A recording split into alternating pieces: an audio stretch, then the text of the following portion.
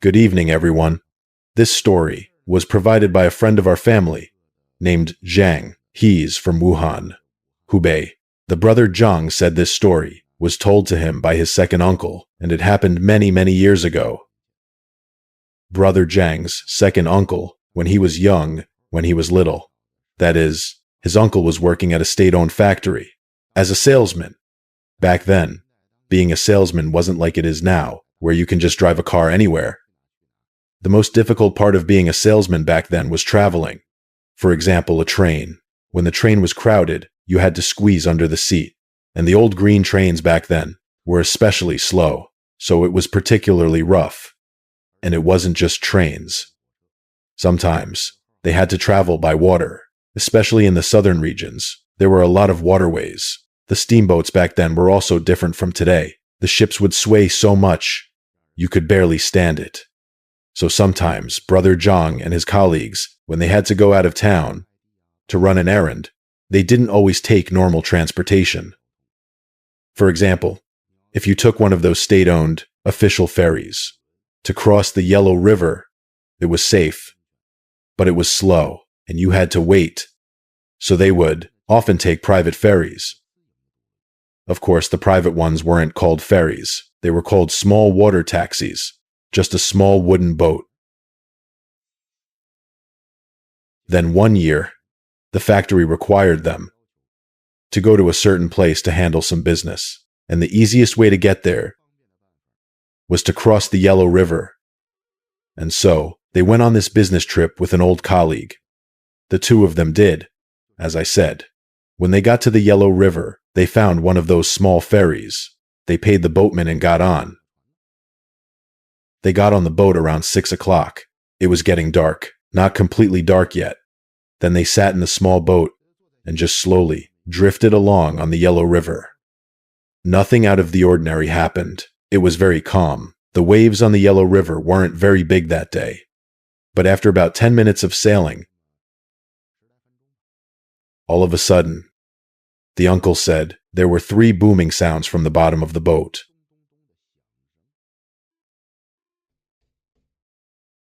The 3 sounds were very sudden. At that time, he was still talking with his old colleague. Then they felt the bottom of the boat shake 3 times. Immediately, the uncle asked his old colleague, "Wow, is there a fish bumping the bottom of the boat?" But after the uncle asked that question, before his colleague could answer, the boatman spoke up from the front. "Hey, you two, sit down quickly. Sit. Don't move or stand up." Because the boatman's voice was panicked, they got scared too. He immediately gripped the side of the boat. He was thinking, what on earth is going on?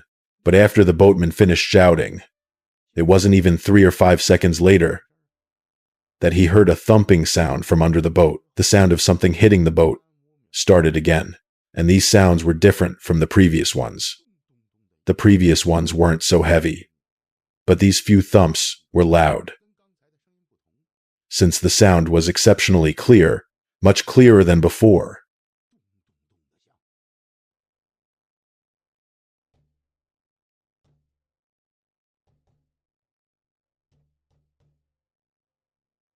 his old colleague was too scared to move. But his mouth wasn't idle. He asked the boatman, "Master, what's going on? What's happening?" But at this moment, the boatman was pale and flustered. He didn't answer them. Then my uncle asked again, "Master, is there a big fish or something? Are there such big fish in the Yellow River? How can it make such a loud noise?" The boatman didn't say anything after hearing this. He paused for a few seconds. Then he told them, I don't know what's going on. Maybe a big fish passed by these days."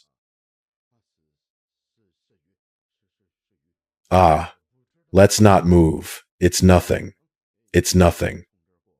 Based on the information the boatman gave, it seemed they hadn't guessed wrong. There was a fish down there.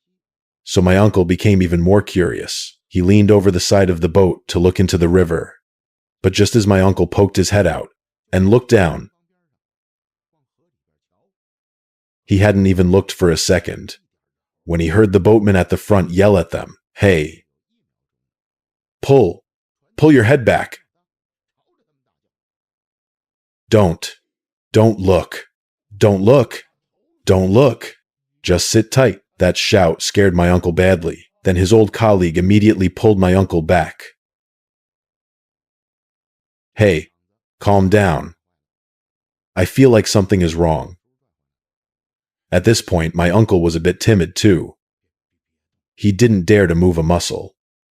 The result was, later, I won't imitate it for you. According to my uncle, the boat continued to be hit 3 or 4 more times. It hit the boat about 5 times, over a period of about 3 or 4 minutes. After they passed that section, it stopped hitting the boat. Wait. And each time it hit, it got lighter. Except for the first time, which was a bit light, the subsequent ones became weaker. And by the very end, it didn't feel so scary. So, although they were startled at the time, they had a fright. But once the boat steadied and was getting close to the shore, the incident was over. But don't forget one thing. After they got on the shore, my uncle and his old colleague firmly believed they had encountered a big fish. It was a big fish. No one has ever seen the bottom of the Yellow River. It's normal for a fish of 100 pounds or so to hit the boat. So, this thing, they were able to accept it. And after they came ashore, the two of them started working on what they needed to do, and we can ignore what happened after that. Then they went to that place to do business, find a place to stay, and so on. Anyway, they were busy for 4 or 5 days, but in these 4 or 5 days, the matter was indeed settled. And they made a good friend. The friend was a factory worker here, who they were dealing with. This guy was very generous. He took them out for drinks and to eat local food. They got along quite well, so by the 4th or 5th day, they were like brothers, and they had a great time chatting. But when they got to the last day, they were leaving the next day, and they might have had a bit too much to drink. Ling started talking about what happened when they arrived, that the bottom of their boat was hit by a big fish. At the time, the uncle told this story to his friend, just for fun, meaning to say that there are such big fish in the Yellow River, but he didn't expect that after he finished speaking, his colleague's eyes were wide open. Then he told them, "Huh? You two came on that little ferry?" "Uncle, yes. We took the small ferry. Why didn't you take the big ferry?" "I don't take that little ferry." Then the uncle was surprised. "What's wrong? Is that little boat dangerous?" Then this person said, "It's not just a matter of danger. It's haunted lately. A lot of them, boatmen who operate these small boats, won't do it anymore. Someone drowned in the Yellow River a few days ago, and after he drowned, this person walks underwater, and as soon as a small boat passes by, he tries to get on the boat." When the uncle heard what this person said, "What are you talking about? Someone drowned and got on the boat?" Immediately, the uncle's eyes widened. When? Tell me again what happened. I don't understand." Then this person explained it to the uncle in detail again. After listening to this person, the uncle finally understood. A little over a month ago, someone drowned in the Yellow River. After this person drowned, their family spent 100 yuan to find someone to salvage the body. But they didn't expect that although the salvage team found him in the water, They wouldn't bring him up. And the salvage team said, "We can give you a refund." "We can't salvage this body." The family asked, "Why can't you salvage it?" The salvage team told the family, "This person is now walking at the bottom of the river." The 4 or 5 of us saw it with our own eyes. At once, the deceased's family couldn't accept it, but they had no choice. So they had to find another salvager. This salvager was different from the previous one. This salvager was a sort of folk. It's just as some books say about folk stone fishers, but it's not that mysterious. But they do know some things, but they thought this time would work out. But the stone fisher told them that their family member had turned into a stone corpse, and now it's just floating at the bottom of the water. We can't get this stone. If we want to, we must wait for it to rot and soak for a while. Once it slowly floats up, we can get it. We can't touch it during this time. So that's how at Island, this thing became a big deal along the Yellow River. Of course, just this small section. This little part was particularly a big fuss, but at first, no one believed it. But then, after a few days, some old boat captains all said that when they drove the boat to the middle of the river, someone was hammering on the bottom. The sound of hammering was really loud. Some timid captains didn't dare to drive their boats. Some who were more composed went to drive elsewhere. So all of a sudden, this thing got a lot of buzz in the area. But it's not like everyone had encountered it. So, you can still find these small ferry boats there, but they didn't expect that just a few days ago, my uncle and his colleague ran into it. But what was even more obvious was the boat captain's panicked expression. When my uncle finished listening to this story, he understood why the captain was so like that. That is to say, the captain knew what was below wasn't a fish. It was very likely a stone corpse. But he didn't want to tell my uncle and them. He was afraid they would be scared about the thing we just talked about if they hadn't heard the sound of the boat whistle. Do you think my uncle and his colleague would have believed it? Absolutely not. They just laugh it off. But they heard it. The 2 of them, after hearing the man's account, got goosebumps. So the 2 of them decided right then that when they went back tomorrow, they would definitely not take a private ferry again. Something happened this time. This is not a joke. So the next day, the 2 of them boarded a regular ferry. But it turned out when they asked around on the ferry, oh my goodness, everyone who was on the ferry, all the staff on it, not a single one didn't know about this. If you were taking this ferry for the first time and hadn't experienced the hammering incident before, and the people on the ferry mentioned this, you would probably think they were just trying to get your business and tricking you.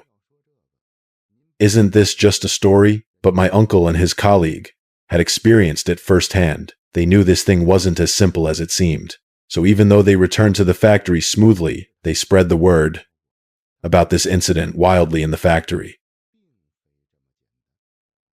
As a result, for a long time afterward, the colleagues at the factory, and even they themselves, were especially concerned about this. But according to my uncle, when 1988 came around, there was a rumor. They said the body was found, and the body floated to the surface by itself and was salvaged by someone. And what's important is, ever since the body was found, that weird thing never happened around there again. When this news spread, Uncle Yu and his old colleague were stunned. They thought the story they heard before was so amazing, especially what was said in the story about the body salvager who came later. Didn't that body salvager say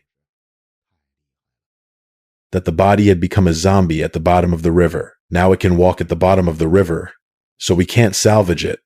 Only when the body rots can it float to the surface on its own. So friends, from this story we can see, it seems that even if the body really became a ghoul or a fierce ghost, it's not immortal. The river water soaks it, soaking for some time, plus the fish eating it, it eventually rots away. In the end, it still can't do anything. Good evening, everyone. Today, we meet again. For this first story, we have to thank a friend named Old Zuo next door. Look at the name he chose. Actually, Hez, a very decent guy. He's never flirted with any girls. It's just the name that's a bit funny, but his story is still very scary. The thing he talked about was told to him by his colleague. It's something that happened a couple of years ago. This colleague of his is a villager from a village in Chushong County, Yunnan Province. He said, "Something happened in our village. Something happened in our village. Something happened." This incident at the time scared me so much after it happened. I've always kept it to myself because I feel like there's no point in telling anyone because what I saw was too supernatural. This friend of Old Zuo next door has always been working in another city, even though his family is from the countryside. He's hardly ever lived at home. 2 summers ago, he said he was going back home to rest for a while. After all, had been wandering for too long. This guy who came back home to live because he had been away for so long, he had no idea about anything that happened in his village. He had no idea. But when he got back home to live, on about the 4th day, he said one evening, around 9:30 p.m., I went out for a walk. There was nothing to do at home. Since I've always been in the city, I couldn't sleep at night. In our countryside, people go to bed very early. This one evening, after he came out of his house, he decided to head to the small shop. There's a small shop in the village. In the evenings, people play cards there. But he said, as soon as I walked a short distance from my house, I saw a dark figure in the distance, standing by the road. This person was facing the microphone. Standing in the field, you could see her from a distance. It was clearly a woman. Step by step, I walked closer. I didn't pay attention at the time. When I walked past her, that's when I saw clearly. This wasn't the wife of that family not far from my house, the one they just married, but I barely knew that young wife because I was rarely in the village. So, and since she was a woman, I didn't say anything to her. I pretended to be looking down as I walked, pretending not to see her. Actually, I was still watching her from the corner of my eye. I looked at her from the corner of my eye, and I could see her quite clearly. She was wearing a red top and a pair of green pants. Her outfit was very strange, and she was standing with her back to me, facing the rice field. When I got to her side, I could see who it was, and as I walked past, I couldn't see her anymore. When I got a little further, after walking for a few dozen meters, I turned my head and looked back. She was still standing there foolishly. I didn't think anything of it that day. I just continued on my way to the store. When I got to the store, a bunch of my childhood friends were there. We started joking and teasing each other. But later, in the middle of playing cards, we started talking about some girls we knew. They asked if I'd seen any good-looking girls in the city. I told them about some of my experiences in the city. As we were talking, I mentioned the young wife from the next village that I had seen that evening. I said, that young wife is quite pretty. But when I was coming over, I saw her standing alone in the rice field. Did she have a fight with her husband? If she's not getting along with her husband, it's no problem. She's pretty. She can be with me. I was just speaking carelessly, just teasing them with that one sentence, but I didn't expect The friends I was playing cards with to freeze. Huh. I immediately felt something was strange. What are you guys looking at me like that for?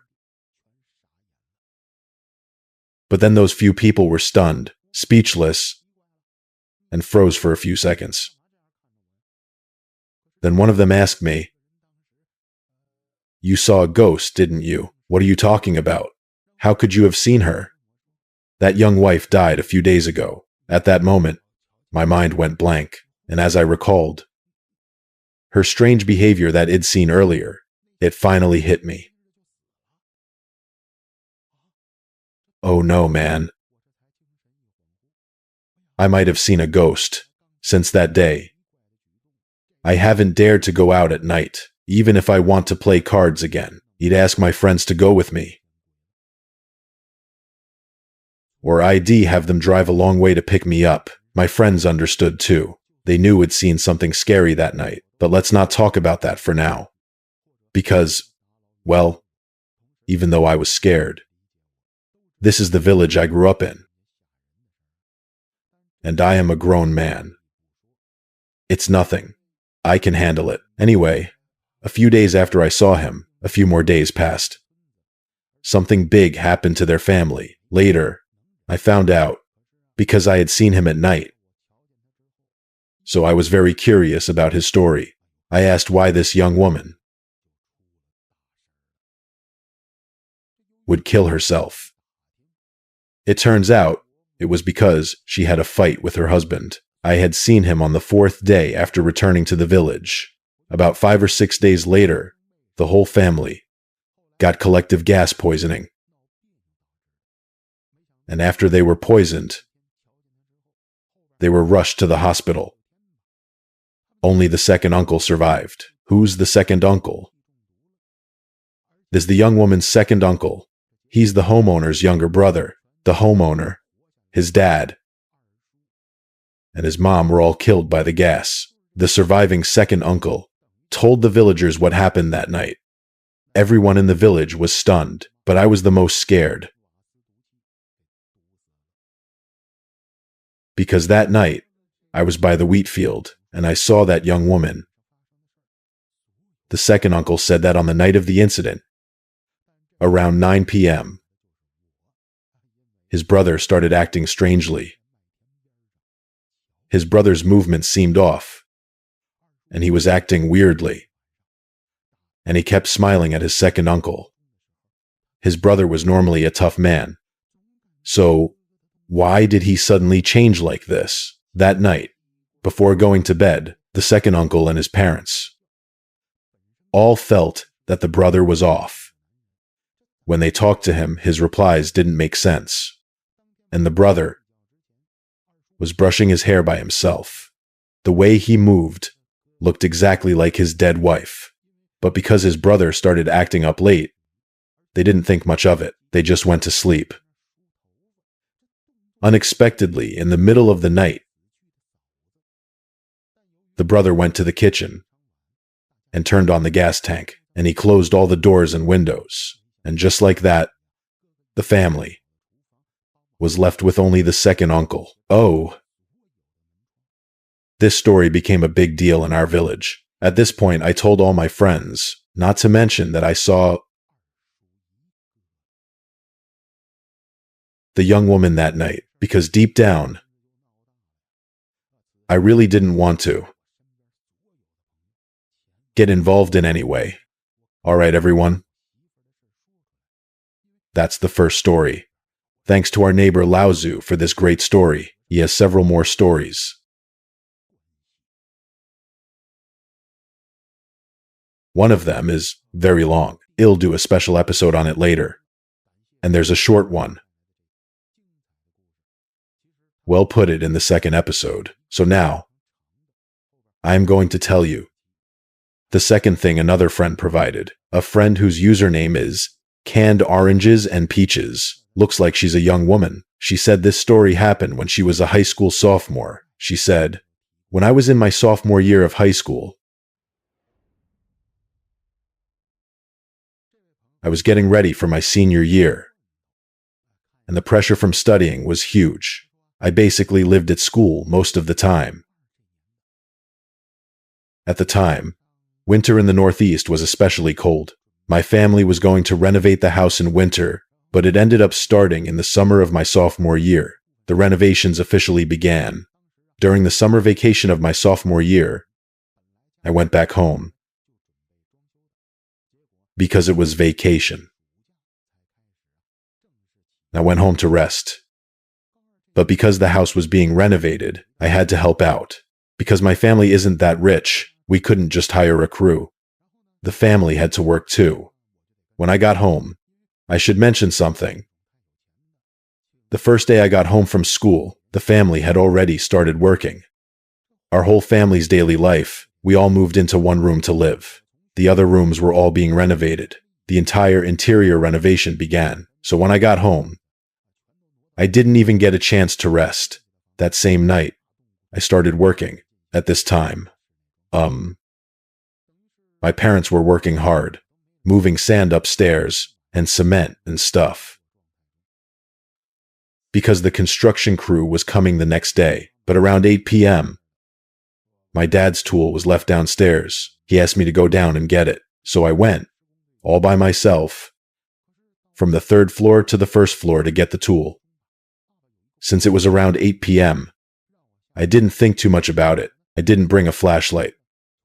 It's pretty dark near our house, and the sound-activated light was broken. When I ran out of the 1st floor, it was really dark outside. I was pretty scared at the time, so I ran very fast. When I got the tool that my dad wanted,